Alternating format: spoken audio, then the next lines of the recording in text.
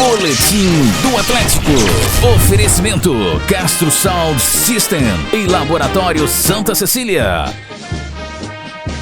Chegando com as informações do Atlético nesta segunda-feira, após mais uma rodada do Brasileirão, o Galo jogou pela 23ª no último sábado diante do Cuiabá na Arena MRV e novamente perdeu pontos jogando dentro de casa. Ficou só no 1-1.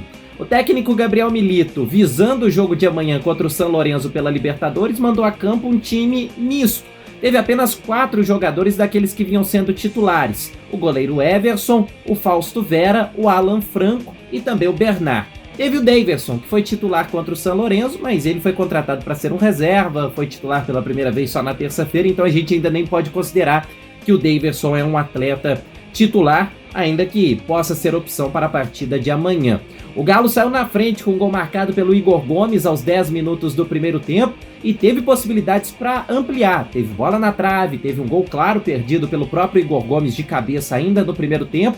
E na reta final da primeira etapa, depois de revisão no VAR, o árbitro marcou um pênalti para o Cuiabá cometido pelo Mariano em cima do Marlon. Pênalti que foi bastante questionado pelos torcedores do Atlético, pelos jogadores, mas o Isidro Pita, atacante do Cuiabá, que nada tem a ver com isso, foi lá e converteu, deixou tudo igual, 1-1. No segundo tempo, o Atlético até conseguiu criar algumas possibilidades, depois apostou na entrada de alguns titulares, como o Paulinho, como o Gustavo Scarpa, mas na reta final do jogo caiu bastante a produção do Atlético, o Cuiabá foi criando oportunidades e o jogo terminou de fato no 1-1. O Atlético ainda ganhou uma posição com esse resultado, foi a 30 pontos, ultrapassou o Atlético Paranaense, mas ficou a frustração de ter deixado mais 2 pontos dentro de casa.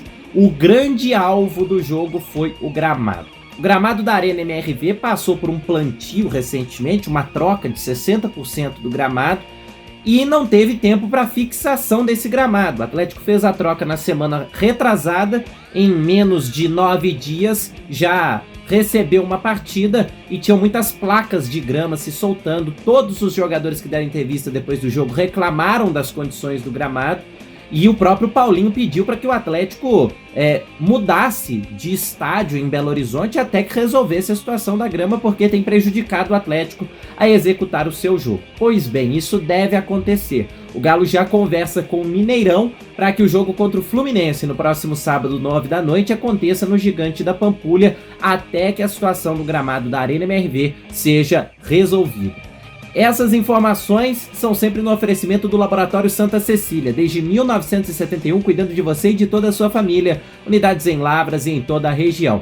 E Castro Sound System, som, alarme, travas, insufilme em geral.